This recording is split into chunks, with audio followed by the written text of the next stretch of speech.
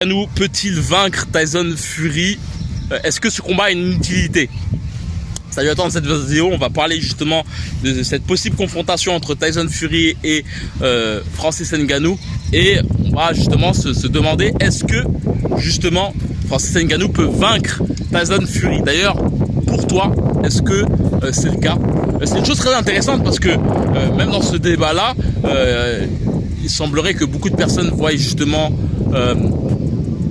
Francis Ngannou vaincre Tyson Fury, malgré le fait que face à Ciryl Gane, beaucoup de personnes voient Ciryl Gane vaincre justement Francis Ngannou de par sa technique.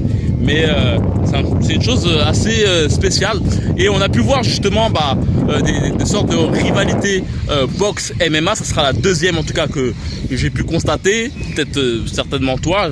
S'il y en a eu d'autres, dis-le moi. Il y a eu la fameuse justement confrontation entre Floyd Mayweather et Conor McGregor. Et chose qui est très intéressante, c'est que pour rejoindre Conor McGregor, Francis Ngannou, malgré le fait qu'il pourrait gagner justement cette dualité avec Ciryl Gane, où rien n'est joué, hein, il peut gagner, il peut perdre, mais malgré ça, en tout cas via les réseaux, via les médias, j'ai l'impression qu'il serait même susceptible de partir en boxe anglaise malgré une victoire. En tout cas, son but clairement maintenant c'est de faire de l'argent. C'est tout à fait normal après, mais il semblerait pas avoir justement ce qu'il souhaite via la fédération de l'UFC. Et pour parler de cette dualité, c'est vraiment une chose, moi pour ma part, d'une part je ne pense pas que ce combat aura lieu. Pourquoi je vais te dire ça? C'est que globalement Tyson Fury à l'heure actuelle, je pense qu'il est vraiment dans une conception de vouloir tous les titres. Il y a les titres qui sont, la majorité des titres sont pris par Alexander Usyk. Donc avant que ce combat ait eu lieu, je pense qu'il faudra attendre un bon laps de temps.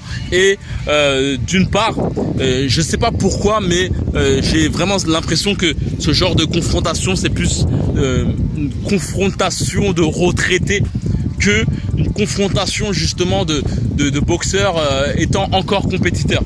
Je sais pas si je me trompe, mais dis-moi ce que tu en penses. Après, malgré le fait qu'on peut voir ces deux compères dire que qu'ils souhaitent justement l'affrontement, et malgré cela, beaucoup de paroles sont dites, mais entre les actes et les mots, il y a toujours, on va dire, des montagnes, des rivières.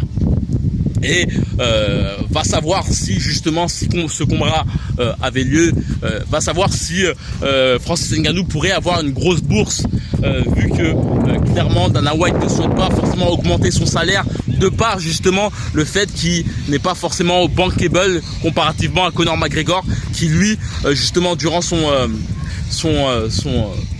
affrontement avec Floyd Mayweather a pu justement monter la cote, on sait clairement que Conor McGregor est justement l'étincelle qui permet justement de créer des combats qui ont un impact financier, malgré le fait qu'il ait perdu récemment. Je suis certain que s'il devait avoir par exemple un combat contre Jack Paul, imaginons, je suis certain que au niveau chiffres, il y aurait des chiffres de dingue.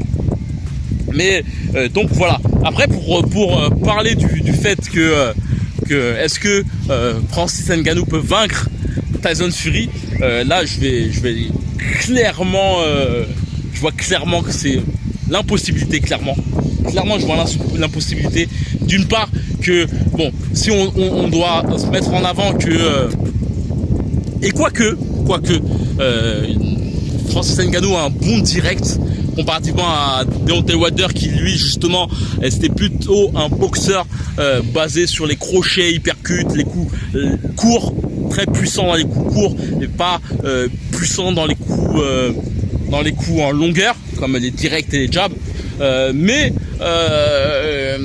j'ai vraiment de toute façon, on connaît tous Tyson Fury, une très bonne mobilité, un très bon coup d'œil, et on sait tous que pour justement avoir des bonnes aptitudes en boxe anglaise, il faut un certain laps de temps, surtout lorsqu'on vient du MMA.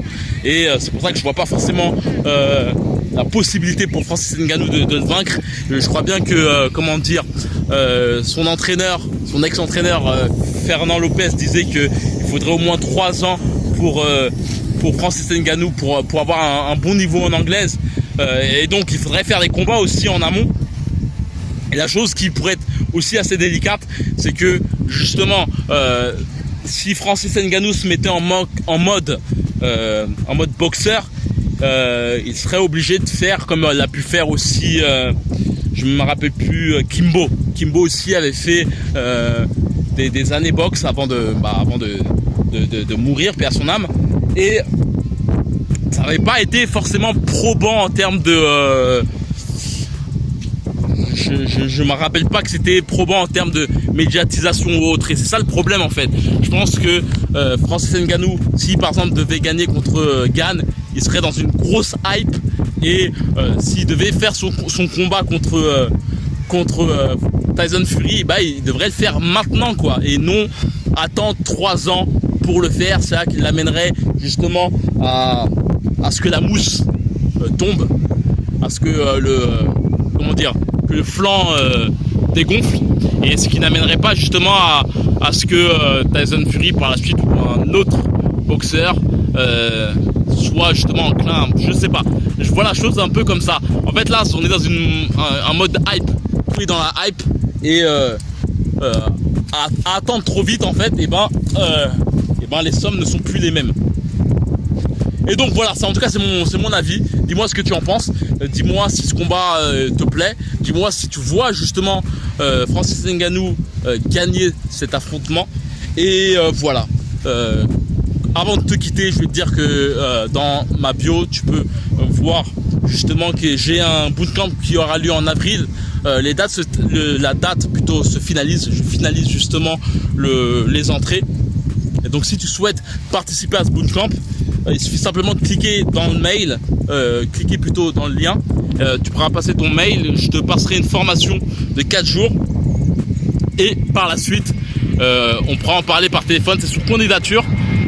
Tout est compris dans ce bootcamp, nourriture, logement, entraînement individuel et collectif.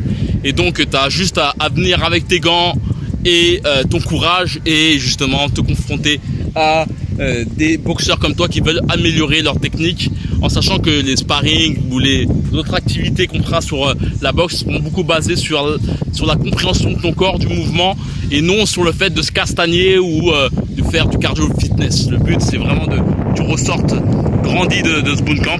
Et donc voilà, comme d'habitude, si tu souhaites en savoir plus, c'est dans le lien, il suffit simplement de cliquer, de me passer ton meilleur mail. Et voilà, comme d'habitude, que la boxe est avec toi. Ciao.